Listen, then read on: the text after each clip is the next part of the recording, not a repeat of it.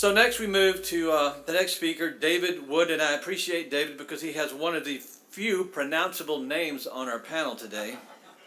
David, thank you, Nick, and Julie, and Marie for having pronounceable English names.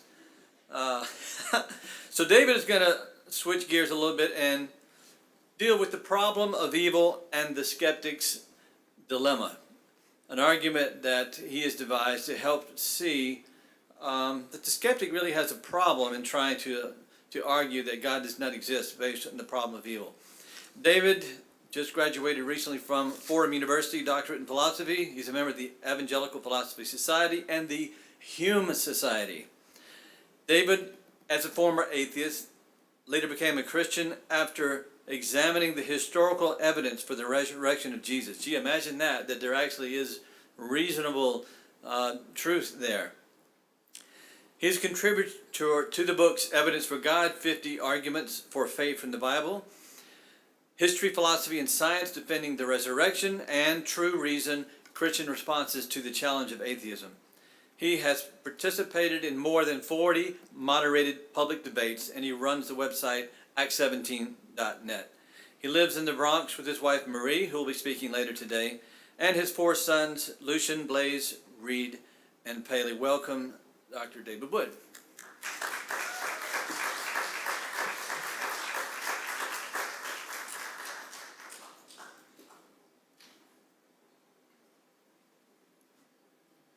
Well, good morning. Glad to see you here on a Saturday to talk about evil. Interesting statistic, 100% of the people in this room have done evil things to other people. And 100% of the people in this room have been victims of evil done to them by other people. So there's a lot of evil represented in just this room, and we're in a church. So, I mean, think about what the rest of the world must be like. So there's lots of evil, and evil comes in different forms. There is moral evil. That's normally what we think of when we think about evil, is evil done to us or evil that we do. So we have here, ghosts, clowns, little mustaches. No, of course, that's Hitler, the KKK, the serial killer John Wayne Gacy. And that's normally how we use the word evil, is to describe evil that people do. But there's another category of evil which we just call natural evil, and this is not caused by any person to do something to another person, but just by nature, in that we call it evil in that it causes suffering, causes people to suffer. So these are things like diseases, natural disasters, and so on. And the problems we have with evil, one, it can have a massive emotional impact on us. I'm not the best person to talk about emotional impact, so I'm going to leave that for others. But there's the intellectual impact, the idea that there's something wrong with believing in God because there's so much evidence against the existence of God, namely evil and suffering in the world. So the idea, and Dan already covered this, and by the way, several of the presentations will overlap some of the content. I'll be overlapping some of what Dan said. Paul will be overlapping some of what I say. Marie will be overlapping some of what Dan said. But the argument, the idea, if you believe in an all-powerful, all-knowing, perfectly good being, you've got a problem, because an all-knowing being would know how to do something about evil. An all-powerful being would be able to do something about evil, and a perfectly good being would want to do something about evil, and yet there is a lot of evil and pain and suffering in this world. So the idea is we've got an intellectual problem, and we want to know how to address this. Now I'm going to come at this entire presentation not presenting a solution for evil. I'm going to come at this as a skeptic, because there are lots of people who call themselves skeptics. They say they're skeptical of the existence of God. And I'm going to come at this as a genuine skeptic, someone who's going to apply the skepticism consistently, and we're going to see that atheists are going to find themselves with a dilemma, and I don't see how they can really escape the dilemma. But I want to start off by quoting Sherlock Holmes. Sir Arthur Conan Doyle wrote a story called The Cardboard Box. It's about a husband and wife who love each other deeply, but then all these things happen, and at the end, the husband sits in jail for murdering his wife. And Sherlock Holmes, reflecting all this, really sets up the problem nicely. He says, "What is the meaning of it, Watson?" said Holmes solemnly as he laid down the paper. "What object is served by this circle of misery and violence and fear? It must tend to some end. It must be a point to it. Or else our universe is ruled by chance, which is unthinkable.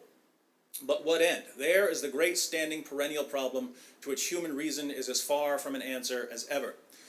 The reason I like the way Holmes sets up the problem here is that he thinks in terms of alternatives, right? Yes, it's hard to think of what the reason could be for all the suffering in this world, but what's the alternative? The alternative is that the universe is ruled by chance, and he says that's unthinkable. And he's absolutely right that that is unthinkable. I don't care how much people say the universe is ruled by chance. They don't really believe it. In order to even think that, you'd have to use your brain, which is ultimately derived from the universe ruled by chance that you say you believe in, and so you couldn't actually trust your reasoning processes if you believe that the processes that gave rise to your brain is chance, right? You couldn't trust that sort of system.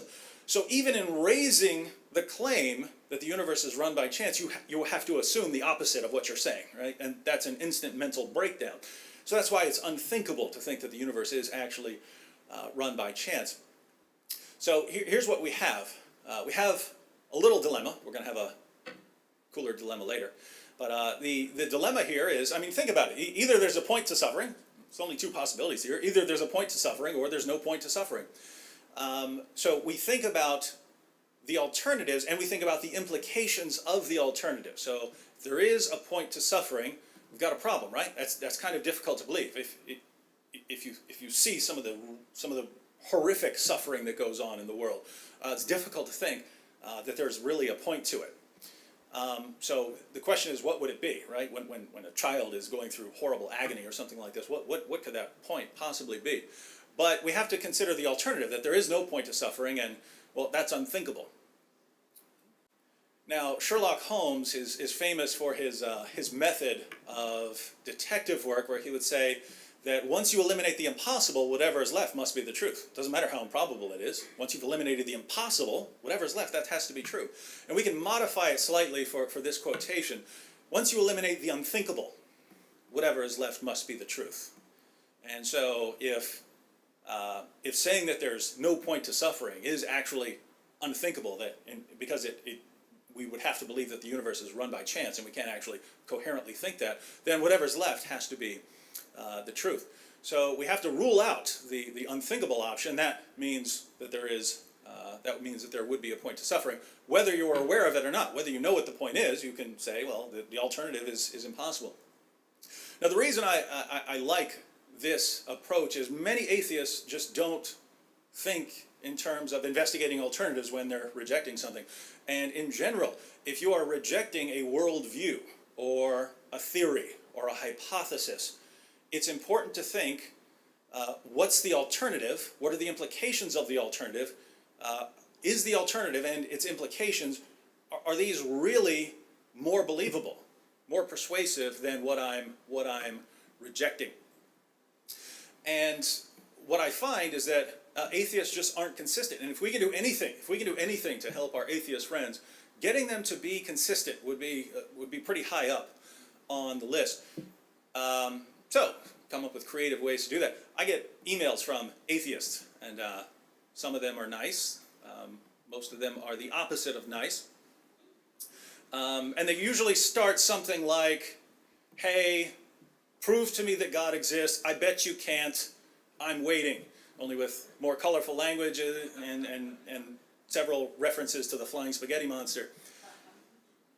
But that's the challenge, and I never, ever, ever respond by trying to prove the existence of God, because there's some more important groundwork there, namely the issue of, I'm not sure you can prove anything to anyone using the methods that atheists use to examine the existence of God.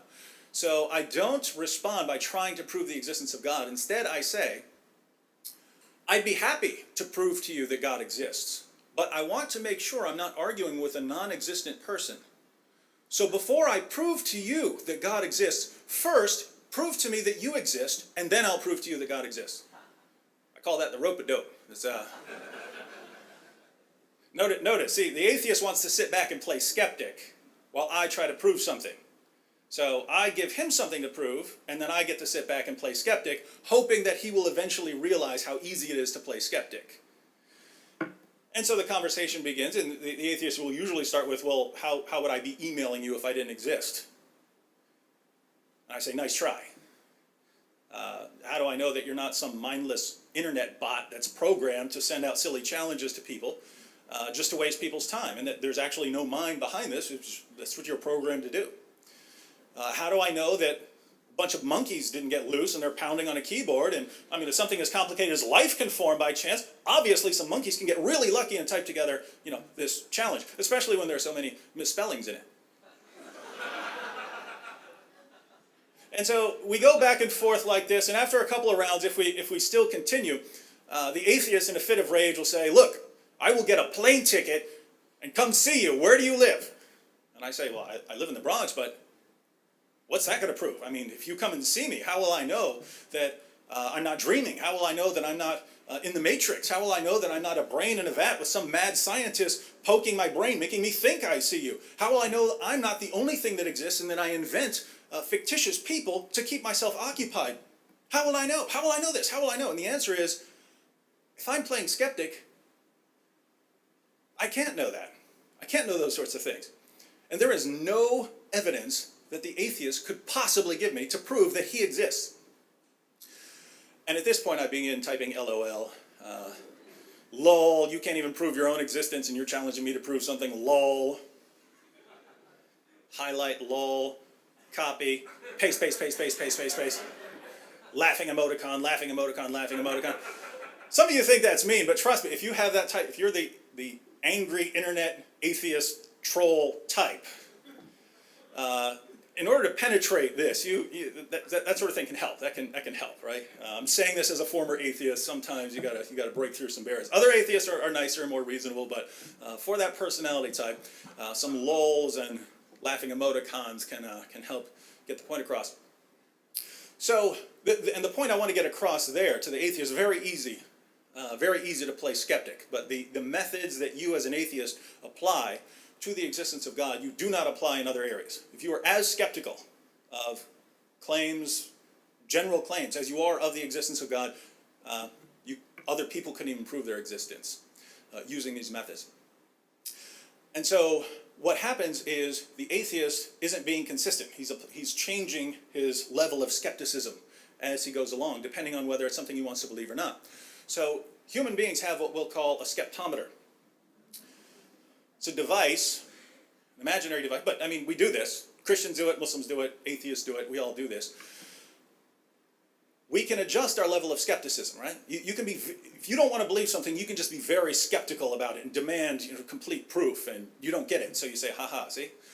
Or if you want to believe something, you can lower the level of skepticism down to complete gullibility, where I'll believe any evidence or any argument for this, right?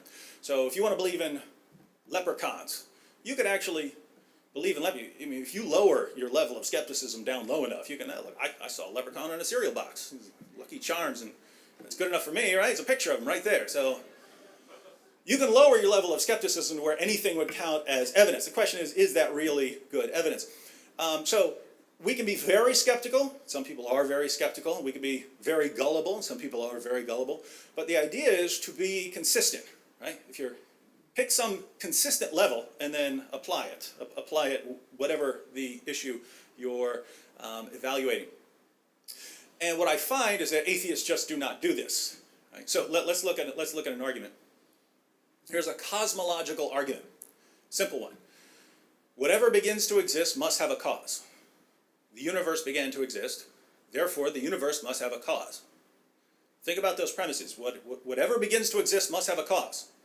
If something doesn't exist and then does exist, if it has a beginning of its existence, there must be some cause of it, right? That seems very, very obvious. The second premise, the universe began to exist. We know this scientifically, we know this philosophically, We know this mathematically because you end up with all sorts of mathematical absurdities and contradictions if you try to, if you come up with the idea of an actual infinite that if you say the universe didn't have a beginning, you have to say that it has existed for all eternity. We've actually crossed an infinite amount of time, and you end up with some problems both mathematically and philosophically from trying to say that. But you can just go science, trace the universe backwards, you get to a point. So the conclusion of those, if you accept those two premises, is therefore the universe must have a cause, and you can actually take it further and evaluate what this cause must be like, and you end up getting something that sounds an awful lot like God. So people don't want to accept the conclusion, and so they have to reject one of these premises. Now, here's the point. You have to be very, very skeptical to reject one of those two premises, right? You have to be very skeptical if you want to say, no, I say something can begin to exist with no cause. If you want to say, hey, things can come to, that chair could come into existence with no cause whatsoever, you have to have your skepticism set on maximum to reject that claim. Or if you want to say, oh, I say the universe didn't begin to exist, you have to be very skeptical in order to reject premise two. You have to you're throwing out science, mathematics, and philosophy all in one heap. But atheists will do it, and that's the point. So when atheists examine an argument like this that should be obvious, right? I mean, these are obvious premises. You should say, yeah, I grant that I don't see any way around those premises. But atheists will reject one or both of them. And you have to be very, very skeptical to do that. Now, here's the question. Do they apply that same level of skepticism, the sort of skepticism that would make you say, prove to me that something can't come into existence without a cause? Do they apply that same level of skepticism when they offer an argument like the argument from evil, that evil disproves the existence of God? And I'm going to say, absolutely not. So let's look at an argument from evil and say, if we were actually skeptical, if we applied the same level of skepticism that we apply to arguments from theism, if we applied that level of skepticism consistently, would we accept this as a good argument? So here's an argument from evil. Premise one, the world contains instances of human and animal suffering that could be prevented by an omnipotent, omniscient being. Looks like a true statement. Premise two, some of these instances of suffering do not appear necessary for obtaining some greater good or for preventing some greater evil. So, at least some of the suffering in the world, we look at it and we say, it doesn't look like it has a point. Premise three, a wholly good being would, as far as possible, prevent instances of suffering unless they were necessary for obtaining some greater good or for preventing some greater evil. So a perfectly good being wouldn't allow this sort of thing unless there was a good reason for it. And the conclusion, therefore, no wholly good, omnipotent, omniscient being exists. And this is modeled after the approach of William Rowe, one of the most famous proponents of the argument from evil in recent decades. So that's an argument. Now let's be consistent. If we're consistent, then we're going to want to be skeptical, right? We're very skeptical if it's a design argument or a cosmological argument or an ontological argument or a moral argument or any kind of argument for theism. We're going to be skeptical of arguments for miracles and so on, right, if we're atheists. So obviously we're going to be skeptical of this. What would happen if we're actually skeptical of this argument? Well, we start looking for, is there reason to doubt the conclusion of this argument? Well, in order to do that, you have to ignore, on some level, philosophical explanations for evil. You at least have to examine them and say they're insufficient. We're going to get to why that's a problem here in a moment. But philosophical explanations for evil, again, this is going to be some of the same material that Dan covered. But philosophical explanations for evil, these are theodicies. And you can find theodicies in the Bible, but generally we can apply them philosophically as well. But two of the common ones would be free will theodicies. This is the Stepford Wives. You seen the Stepford Wives? Yeah. This is the idea that, well, the original was a horror movie, and the recent remake was a comedy. But the Stepford Wives is, Stepford is a place you take your wife, and then she gets reprogrammed by some awesome scientist who then makes the wife do exactly what you want. So you get to say, here's what I want my wife to do, here's how I want her to be, here are the features I want her to have, and in the remake, it puts like computer chip in her brain to control her. In the original, she gets killed and replaced by a robot replica. So the idea here is, if you had a wife who was just absolutely perfect in what she does. It's exactly what you want. Would that be better than a wife who doesn't perfectly do everything you want, but who actually chooses to do it and isn't programmed by some mad scientist? And people, whether atheists or not, will generally say, yeah, the non-programmed wife would actually be better, even though she's not doing exactly what you want. In fact, the only exception I've ever seen was an atheist I was debating. His name's John Loftus, and I brought this up, and I said, all right, who would rather have the Stepford wife? And he raised his hand, and his wife was sitting in the front row, by the way. So this is wild stuff here. So I mean, at least he's being consistent. He's being consistent there, and he's being honest. So that's good. But most people can get this idea that at least allowing some people the freedom to not do what you want is better in that, well, it seems to be more valuable in a sense, rather than forcing people to do something.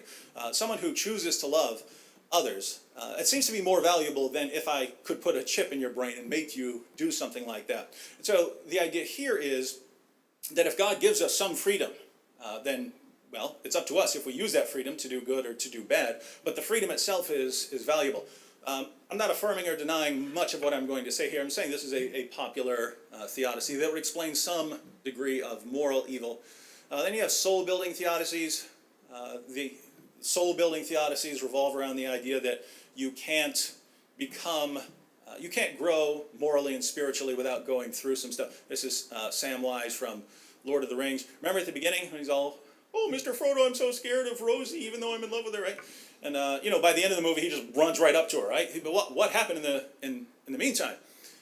Well, you can't become Samwise the Brave until you fight a big spider and you carry your buddy into the fiery pits of Mount Doom. You can't, right? You have to go through that stuff in order to become a courageous person. That's true with really any of the virtues. You don't grow. The times when life is wonderful and great, those are great times, but those aren't. They're just not the times when people grow morally or spiritually. So things like this would account for at least some suffering. You can't say it all because sometimes people just get crushed by their suffering and they don't grow at all. They just die from it. So it wouldn't explain all suffering unless you wanted to put it on a global scale and say this sort of world, the sort of world where you can go through this stuff, that is a better world than a stagnant world where people, God just takes care of us like pets.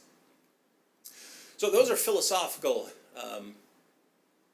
attempts to answer why there is so much evil in our world. You also have theological explanations. And these would be sort of specific to a religion. So Christianity, Islam, Judaism would have additional responses beyond theodicies. Would include things like human beings are sinners. This is interesting. As an atheist, I argued with Christians. I made fun of Christians. I never once used the argument from evil. Never once said, if God existed, there wouldn't be so much suffering in this world, but there is. It proves it. Your God doesn't exist. Never once used that. I thought that was a silly argument. And the reason was, I always thought, yeah, I don't believe in God, but if God did exist, I'd be very bad by comparison. And so what business do I have to say God should give me a hedonistic paradise if he exists? I understood, wow, we do lots of bad things. And what's interesting here is many of the examples that atheists use to show how much evil is done in this world, that's examples of people doing evil. So ironically, the more examples you pile up of the evil in our world, the more you're showing that, wow, we are really bad by comparison to God. If we're that bad, what business do we have to say, well, God wouldn't allow us to suffer? Not us. We're too good for that. So we do lots and lots of bad things. And from a Christian perspective, within a Christian worldview or a Muslim worldview or a Jewish worldview, it just doesn't make sense to say God would give us a kind of hedonistic paradise if he existed. And this brings us to the next one, which here Dan mentioned this briefly as well. In order to make many versions of the argument from evil, in order to get most of these versions going, you have to kind of assume a pain-minimizing, pleasure-maximizing deity, right? A God whose at least one of his primary concerns is making sure people don't suffer too much. And this is part of the reason I think that this argument is so popular now, whereas in the past it wasn't. It's no coincidence that the first full-fledged version of the argument from evil that we have on record is from a philosopher named Epicurus, who was sort of the founder of Epicureanism, which was a school of hedonism, right? Pleasure is what's good, pain is what's bad. That's how you determine what's good and bad, pleasure and pain. Well, again, that's no coincidence that he's the one who comes up with the argument from evil. Once you adopt that view, it is a slam dunk argument to say that a pleasure maximizing, pain minimizing God does not exist, right? You have a slam dunk argument for that, right? Because once you grant that sort of God, it's obvious that there's no omnipotent being who just wants to give as much pleasure as possible in our world. But no one, I mean, this has never been what theists mean by God. Until recently, you have more and more people, even in churches, who think in this way. But this has not historically been what Christians mean by saying God is good. It's not saying God minimizes pain and maximizes pleasure. It would never occur to the Apostle Paul, for instance, that that's what he means when he tells people about God. So the Apostle Paul, he says he gets the 39 lashes 5 different times. He gets beaten with rods 3 times. He gets stoned. They try to stone this guy to death. He survives it. He gets shipwrecked multiple times. It never crosses Paul's mind to say, telling everyone God is good. Obviously, he shouldn't be allowing me. I mean, I'm his main man here. He shouldn't be allowing me to go through all this, right? Never occurs to Paul to say, wow, Jesus is the main guy ever. Look what happened to him. God didn't maximize his pleasure or minimize his pain. What's going on here, right? Why? They're not thinking in terms of this sort of God. From a Christian perspective, there are things that are much more important than pain and pleasure. And so, yeah, if you're assuming this, you got a slam dunk argument from evil in the world. The problem is you haven't refuted Christianity or Islam or Judaism if you're arguing against this sort of God. But let's say the atheist wants to say, well, no, your God should be that way. Your God should be that way. He should be a pain minimizing God. You've got a scale of values now, right? Now you have a scale of values. And if we're being skeptical, remember, we're being skeptical. We were skeptical of the Kalam cosmological argument. We're skeptical of other arguments. If we're going to be skeptical and be consistently skeptical, I mean, it seems like a paradigm example of something you should be skeptical about to say, I know the sort of scale of values that God would have. Here's what would be on top. Here's what would be next. Here's what would be next. Here's what would be next. And the suffering we see in our world, that would be paradigm example of things that God should eliminate, but doesn't. Well, if you're skeptical, how would you possibly say that? How could you possibly say that you have an accurate idea? If you're an atheist, your view is that your moral values are either just the product of society or they're hardwired into you by evolution. You had ancestors that had some kind of herd instinct, and we get morality from this. How do you then say, and then I have an accurate view of what's most important and what should be most important to God? So the next on the list would be, apart from the problem of having an accurate ordering of what's good and what's bad, just saying that there are any moral facts at all. Right? When we talk about objective moral facts, we mean that there are facts about what is right and what is wrong. On atheism and naturalism, there are no such facts. Right? You can say you like certain things better, or that certain things help a species survive better, but you can't say that there are things that are good and bad regardless of what people think about them. That only makes sense on theism. So here's what's going on. And Paul, I'm going through this briefly. This is actually a much more important point than I'm saying right now, but Paul's going to give a much more in-depth presentation on this, so I'm just covering it briefly. But the idea here, moral facts just do not fit into an atheistic world. If something is going to be right or wrong, independent of what we think about it, that has to come from somewhere. You don't find it in nature, right? A lion kills the cubs of a competing pride. You don't say that's right or wrong from the for the lion to do that. The lion is being immoral. So you can't get it from nature. You can't say this is the way things work in nature, and there's where we get our morality from. If you do say that, if you do say that's, which the atheist has to believe, if you do say that, you can't then say, here's what I know that God should do, that God ought to do such and such. You have no ground for saying what God ought to do. One, to say what God ought to do, you would have to be saying that there are moral values and duties that even God must honor, and two, that you are aware of them.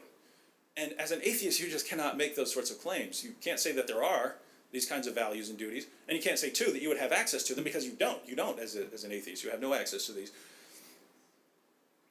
So, if you are presupposing something that only fits with theism, if you're saying there are objective moral facts that I'm using to argue against the existence of God, well, you're assuming the existence of God in arguing against theism, and that's a problem. But this often gets pointed out, but it's not just this. It's not just you're presupposing moral facts. You're presupposing everything else. And everything else only fits with theism. Here's what I mean. Think about what you need in order to have an argument from evil. What do you need in order to have an argument from evil? We have arguments from evil. We looked at one earlier, so we have them. What do you need for them? Well, first you need a universe, right? You can't have things that are suffering and people who are evaluating the existence of God based on the suffering without having a universe for this suffering to take place in.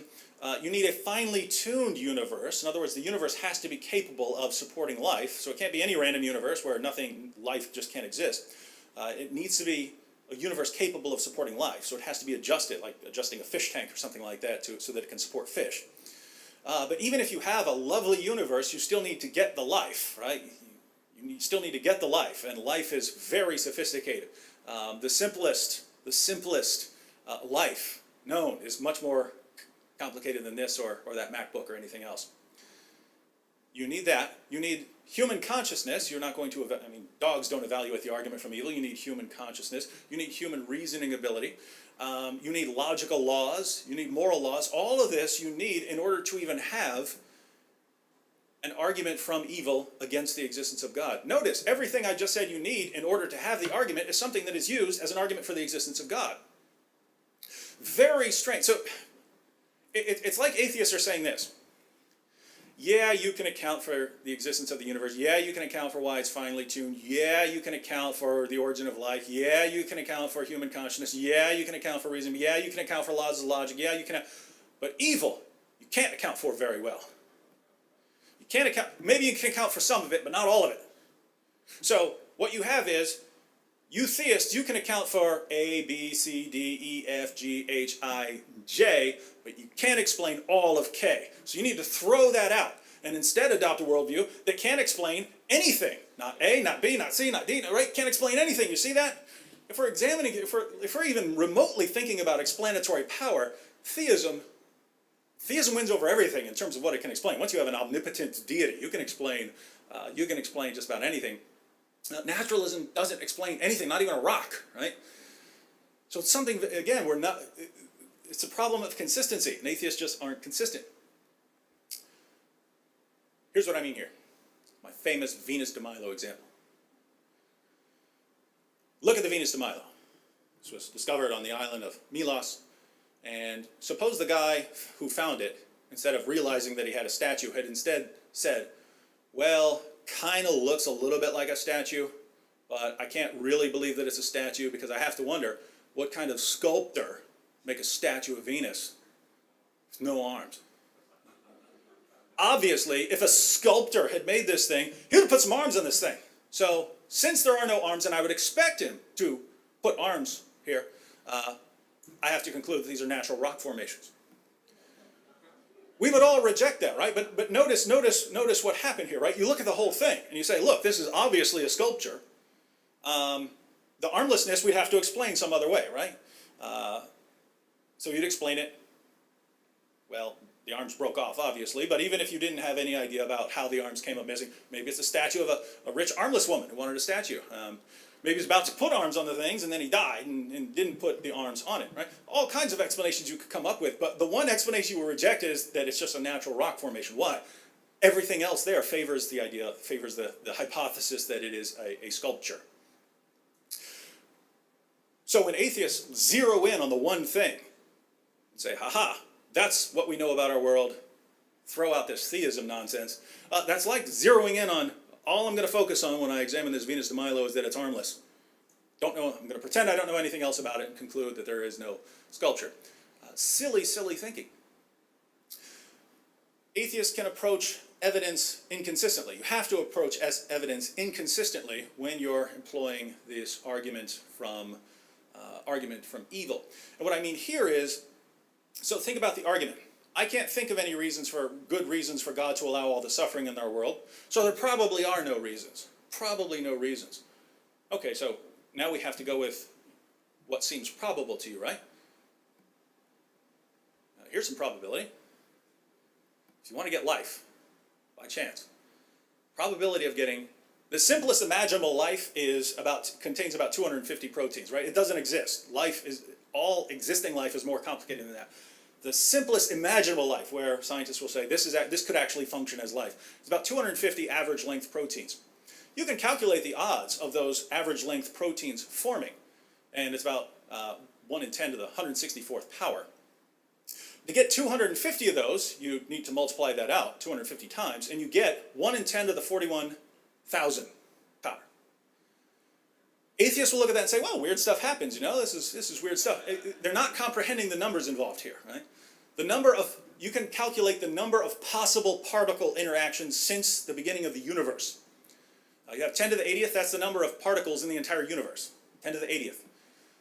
10 to the 16th, that's the number of seconds since the universe began to exist.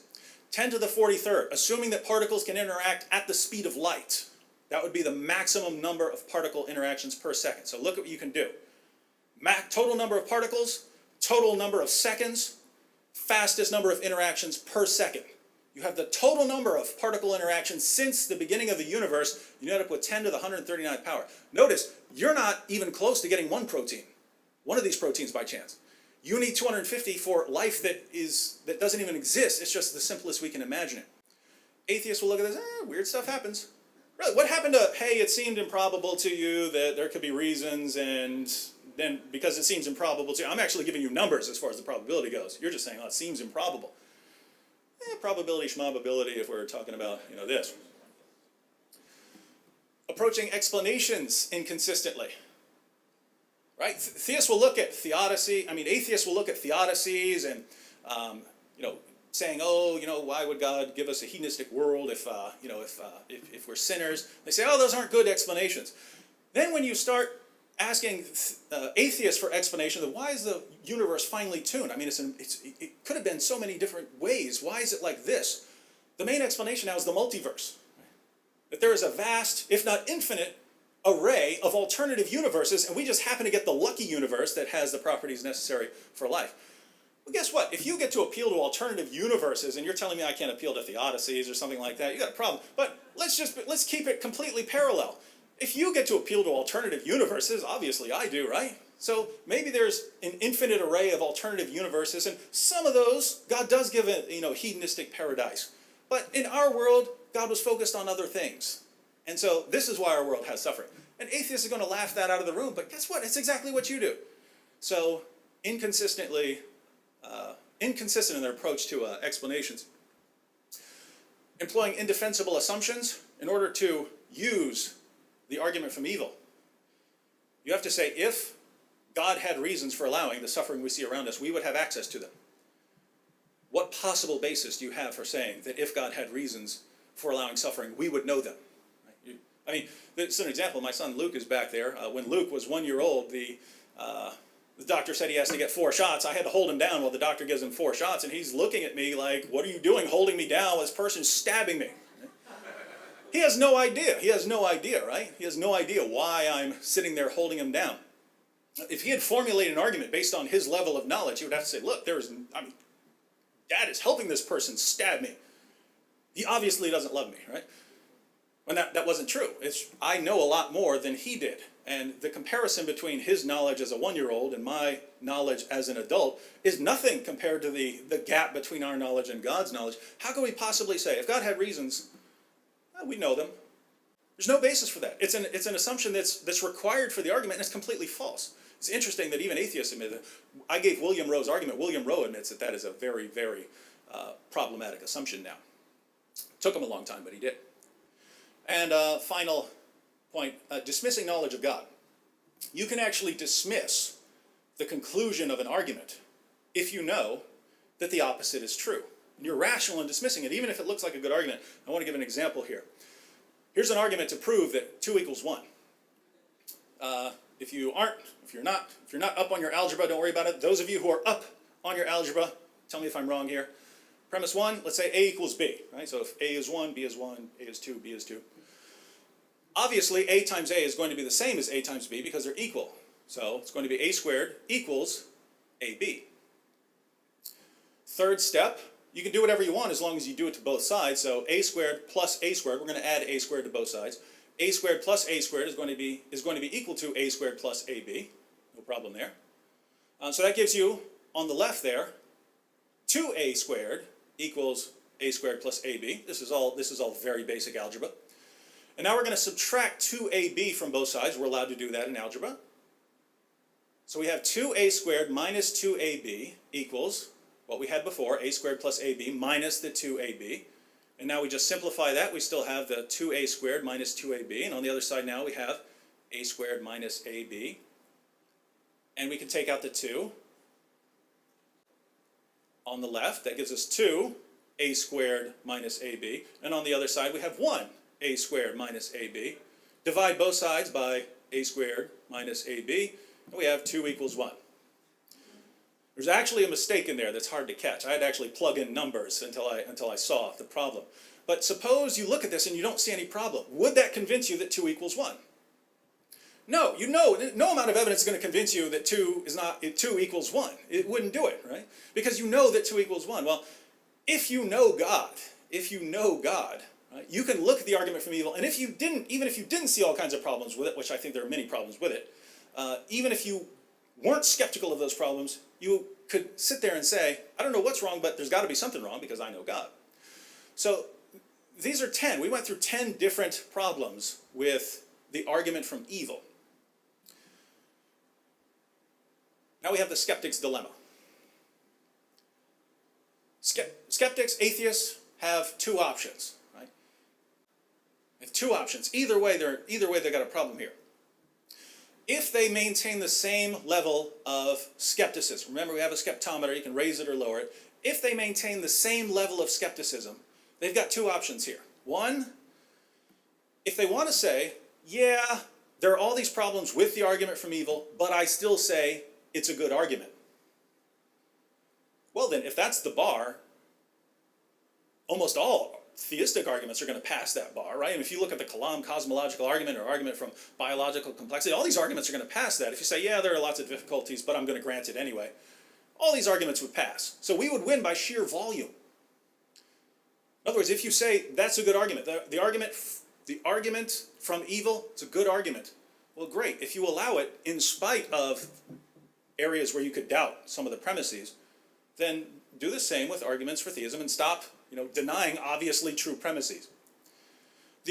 Alternatively, if you want to say, hey, I'm going to be as skeptical as possible of arguments for theism, the Kalam cosmological argument, all these other arguments, I'm going to be as skeptical as possible of these arguments. Wonderful. Turn to the argument from evil and apply that same level of skepticism. Is this an airtight argument where you cannot possibly doubt any of the premises? No. And so apply the same skepticism that you apply to theistic arguments, namely, if I could possibly doubt any premise by any stretch of the imagination, I'm going to throw out the entire argument. Now you have to throw out the argument from evil.